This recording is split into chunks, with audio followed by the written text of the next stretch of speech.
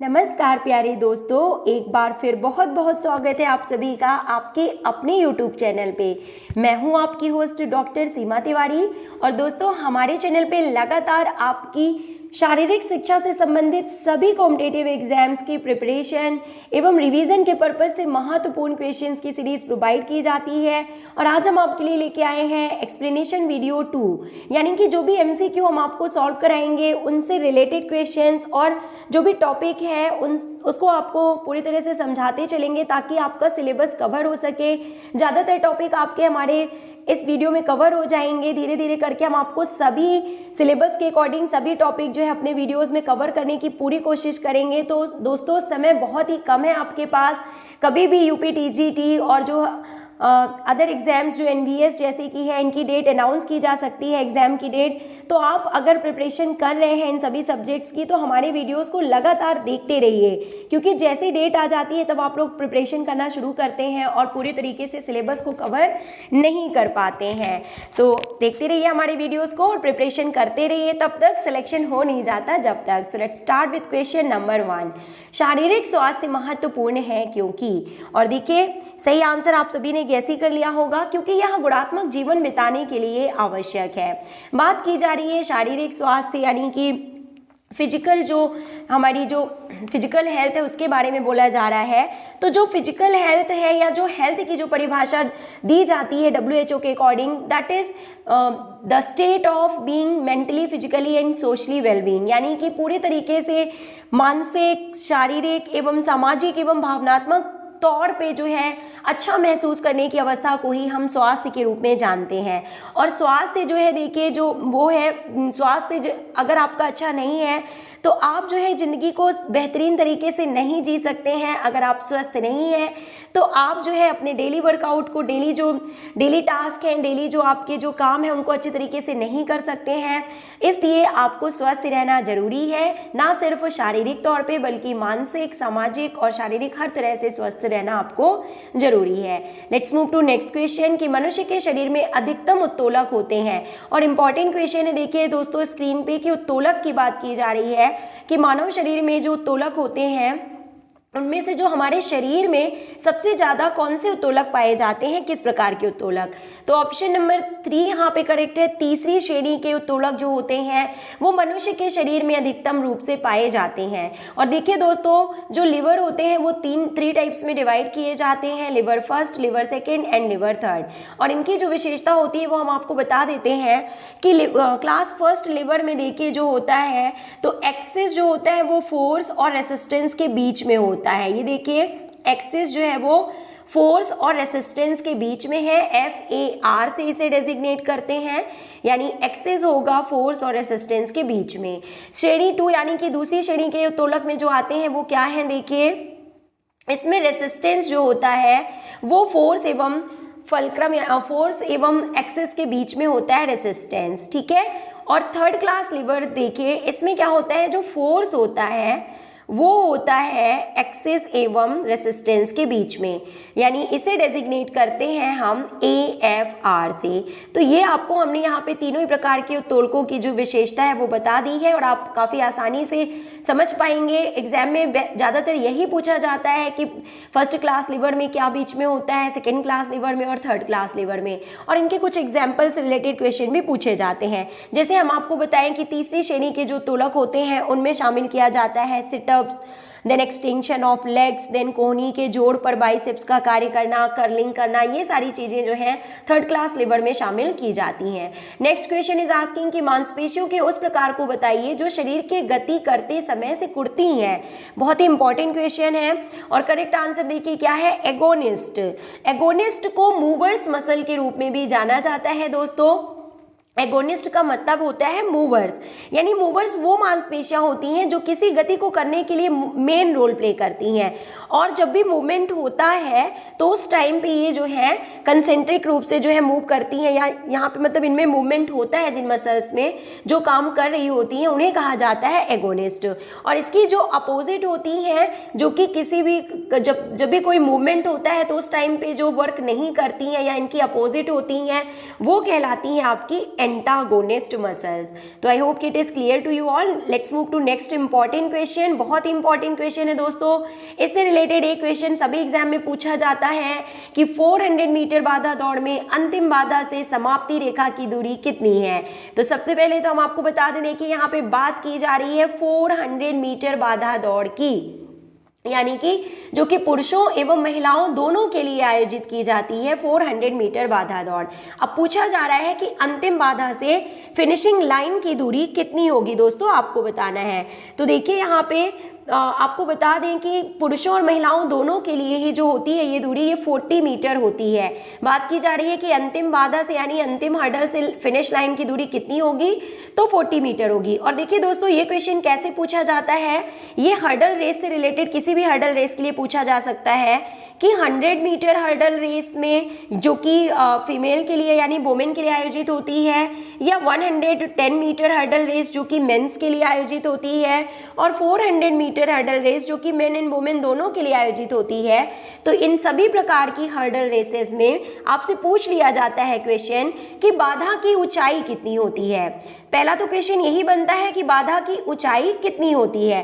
तो ये सभी के लिए अलग होती है, आपको पता है 110 मीटर के लिए 1.067 मीटर होती है बाधा की ऊंचाई, महिलाओं के लिए 0.840 मीटर होती है 100 मीटर हर्डल रेस में, और 400 मीटर रेस में जो है हर्डल रेस में पुरुषों के लिए 0.914 मीटर होती है हर्डल की ऊंचाई, और 400 मीटर वुमेन्स के लिए जो हर्डल रेस होती है उसमें जो होती है हर्डल की ऊंचाई 0.762 मीटर होती है। तो एक तो आपको ऊंचाई से रिलेटेड यहाँ पे बात मालूम होनी चाहिए।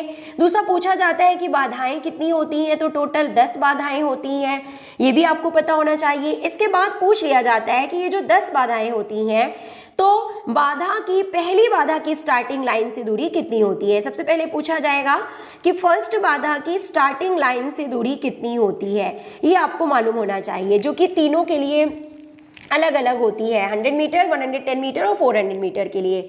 और फिर बाधाओं की आपस में दूरी भी पूछ लिया जाता है, और जैसा कि क्वेश्चन में पूछा गया है कि अंतिम बाधा से समाप्ति रेखा की दूरी कितनी होती है।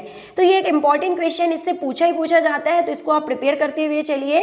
Okay, let's move to next question कि पेले एक प्रसिद्ध खिलाड़ी था, किससे इनका संबंध है, तो फुटबॉल से इनका संबंध है, आप सभी को पता है दोस्तों। विश्व फुटबॉल के सबसे महान खिलाड़ी जो है एडिसन एरेंस डी नसिम्टो पेले का नाम द ब्लैक पर्ल या काला मोती है। इन्हें जो है पेले के नाम से या द ब्लैक पर्ल या काला मोती के नाम से जाना जाता है, और आपको इनके बारे में पता होना चाहिए। नेक्स्ट क्वेश्चन देखिए कि लोगों की शारीरिक भिन्नता कैसे होती है। तो जो डिफरेंसेस पाए जाते हैं इंडिविजुअल्स में वो किस वजह से होते हैं, ये पूछा जा रहा है।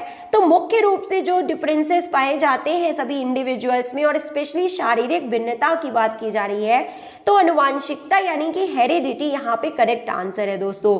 जी हाँ दोस्तों, हेरिडिटी का मतलब होता है वो फीचर्स, वो कैरेक्टर्स जो माता पिता से क्रोमोसोम्स के थ्रू रिप्रोडक्शन के टाइम में इंडिविजुअल्स में ट्रांसफर होते हैं, उन्हें हम जानते हैं हेरिडिटरी फीचर्स के रूप में, और इस प्रोसेस को हेरिडिटी के नाम से जाना जाता है, यानी अनुवांशिकता के नाम से जाना जाता है। तो सीधी सी बात है कि जो भी फीचर्स हैं, जो फीचर्स जो होते हैं वो मेन रूप से माता पिता से ही क्रोमोसोम्स के थ्रू, अनुवांशिकता के थ्रू जो है पहुंचते हैं आगे आने वाले इंडिविजुअल्स में। तो यहाँ पे जो लोगों की शारीरिक भिन्नता का मुख्य कारण है वो अनुवांशिकता है, और इसके अलावा जो है वातावरण एवं अन्य फैक्टर्स जो हैं वो भी रोल यहाँ पे प्ले करते हैं। नेक्स्ट, श्रव्य दर्शनी साधन अध्यापक की सहायता करता है, क्यों?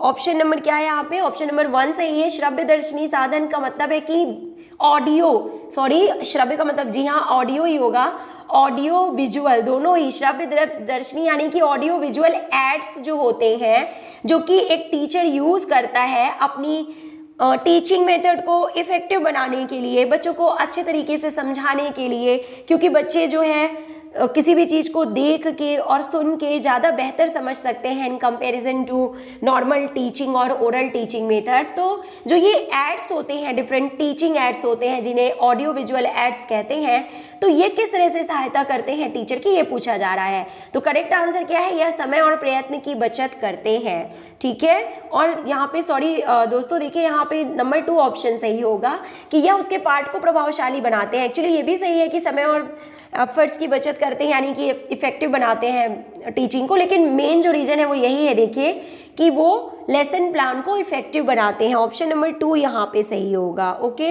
नेक्स्ट क्वेश्चन देखिए, निम्नलिखित में से कौन सा कम से कम प्रशिक्षणीय है। अब देखिए बहुत ही अच्छा क्वेश्चन है, ऐसा कौन सा फीचर है, कौन सा कैरेक्टर है, कौन से health related physical fitness components हैं दोस्तों जो कि कम प्रशिक्षणीय है, मतलब जिनको ट्रेनिंग से कम विकसित किया जा सकता है, यानी कि जिन पर ट्रेनिंग का प्रभाव जो है वो कम पड़ता है, ये क्वेश्चन में पूछा जा रहा है। आई होप कि क्वेश्चन आपको समझ में आ गया होगा कि ऐसा कौन सा फीचर है, इन सभी फीचर्स में से कौन सा ऑप्शन है जो कि जिसे हम ट्रेनिंग से कम विकसित कर सकते हैं, यानी ट्रेनिंग का उस पर ज़्यादा इफेक्ट नहीं होता। तो बता देते हैं आपको, बात की जा रही है गति की, यानी कि स्पीड की। और स्पीड जो होती है दोस्तों वो कम प्रशिक्षणीय इसलिए है क्योंकि स्पीड यानी कि जो गति होती है वो मेन रूप से डिपेंड करती है आनुवांशिकता पे। जी हाँ दोस्तों, माता पिता से किस तरह के क्रोमोसोम्स के थ्रू किस तरह के मसल फाइबर्स जो होते हैं इंडिविजुअल्स के में ट्रांसफर होते हैं, उस पे डिपेंड करता है गति। काफी हद तक जो होता है गति उसी पे डिपेंड करती है, यानी कि अगर आपके बॉडी में स्लो ट्विच फाइबर्स ज्यादा आ रहे हैं आपके क्रोमोसोम्स में माता पिता से, तो आप जो है आप लॉन्ग डिस्टेंस रनर्स के रूप में सामने आते हैं, आप में लॉन्ग डिस्टेंस रनिंग वाली कैपेसिटी ज़्यादा पाई जाएगी। और अगर किसी इंडिविजुअल में फास्ट ट्विच फाइबर्स पाए जाते हैं जो कि वाइट मसल फाइबर्स होते हैं, तो वो स्प्रिंट रेसेस वाले एथलीट्स आगे चल के बनते हैं। तो गति यानी कि स्पीड जो है वो मेनली किस पे डिपेंड करता है, आनुवांशिकता पे, कि किस तरह के जो फाइबर्स मसल फाइबर्स आपके अंदर जो है ट्रांसफर हो रहे हैं पेरेंट्स से, और ये जो है इसे ट्रेनिंग से कम विकसित किया जा सकता है। इसके अलावा ताकत, सहनशीलता, लचीलापन, इन सभी को ट्रेनिंग मेथड्स के थ्रू काफ़ी हद तक विकसित किया जा सकता है, यानी इनमें जो है सुधार किया जा सकता है। ओके, नेक्स्ट देखिए, ऊतक के अध्ययन को क्या किस रूप में जाना जाता है, तो हिस्टोलॉजी। आप सभी को पता है दोस्तों कि जो सेल है यानी कि कोशिका हमारे शरीर की संरचनात्मक इकाई है। Cell is known as basic, structural, fundamental, functional unit of life. और ग्रुप ऑफ सेल्स को किस रूप में जाना जाता है, तो टिश्यूज के रूप में। जब बहुत सी सेल्स आपस में मिलती हैं, समान संरचना एवं उत्पत्ति वाली सेल्स आपस में मिलती हैं, तो उन्हें हम ऊतक कहते हैं।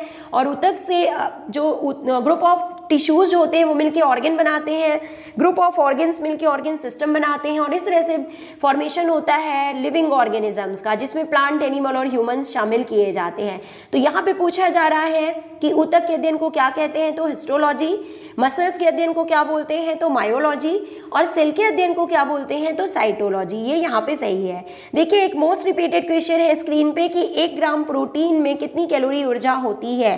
काफी अच्छा क्वेश्चन है, कई बार एग्जाम में पूछा जा चुका है। Option number C is correct here, 4.0 calorie. जी हाँ दोस्तों, भोजन से प्राप्त ऊर्जा का मापन किलो कैलोरी द्वारा किया जाता है। और 1 किलो कैलोरी से तात्पर्य ये होता है कि उस ऊर्जा 1 किलो कैलोरी से तात्पर्य उस ऊर्जा से होता है जो कि 1 किलोग्राम जल का तापमान 1 डिग्री सेल्सियस बढ़ा दे। और पूछा जाता है एग्जाम में कि 1 ग्राम प्रोटीन के मॉलिक्यूल से कितनी ऊर्जा प्राप्त होती है, तो 4.0 kcal। अगर पूछा जाए 1 ग्राम कार्बोहाइड्रेट से कितनी कैलोरी ऊर्जा प्राप्त होती है, तो 4.0 या 4.1 kcal। और अगर पूछा जाए कि 1 ग्राम वसा के मॉलिक्यूल से कितनी एनर्जी प्राप्त होती है, ऊर्जा प्राप्त होती है, तो 9.1 kcal इज करेक्ट आंसर। तो ये भी आपको पता होना चाहिए। नेक्स्ट देखिए, पूछा गया है कि निम्नलिखित में से प्राणायाम नहीं है। कौन सा प्राणायाम नहीं है, देखिए option number C is correct here, कुंजल। कुंजल जो है वो प्राणायाम में शामिल नहीं किया जाता, ठीक है। और इसके अलावा देखिए, कपालभाति, अनुलोम विलोम, उज्जाई, ये सभी जो है प्राणायाम में शामिल किए जाते हैं। इसके अलावा शीतकारी, शीतली, सूर्यभेदी, भ्रामरी, भस्त्रिका, उज्जाई, मूर्छा और नाड़ी शोधन, प्लावनी, समृद्धि, कपालभाति, ये सभी जो है प्राणायाम में शामिल किए जाते हैं। इसके अलावा देखिए, नेक्स्ट क्वेश्चन इंपॉर्टेंट क्वेश्चन है स्क्रीन पे कि गति के नियम किसके द्वारा दिए गए थे, तो न्यूटन के द्वारा गति के 3 नियम प्रतिपादित किए गए थे। दोस्तों आप सभी को पता है पहला नियम जो है गति का वो क्या है, तो जड़त्व का नियम, लॉ ऑफ एक्सीलरेशन के नाम से जाना जाता है। दूसरा नियम जो है वो लॉ ऑफ मोमेंटम के नाम से जाना जाता है, और या पहला नियम जो है उसे जड़त्व का नियम बोलते हैं, लॉ ऑफ इनर्शिया बोलते हैं, लॉ ऑफ इनर्शिया, यानी कि पहला लॉ है जड़त्व का नियम। नंबर 2 जो है वो लॉ ऑफ मोमेंटम, और नंबर 3 जो है वो law of action and reaction, यानी कि क्रिया एवं प्रतिक्रिया के नियम से जाना जाता है। दोस्तों एक होमवर्क क्वेश्चन भी है स्क्रीन में आपके लिए, आपको बताना है कमेंट बॉक्स में लिख के कि वैदिक काल का युग जो है वो निम्न में से किसे जाना जाता है। इन ऑप्शंस में से वैदिक काल का पीरियड जो था वो क्या था, आपको हमें कमेंट बॉक्स में लिख के बताना है। मिलते हैं नेक्स्ट वीडियो में, till then take care, good bye.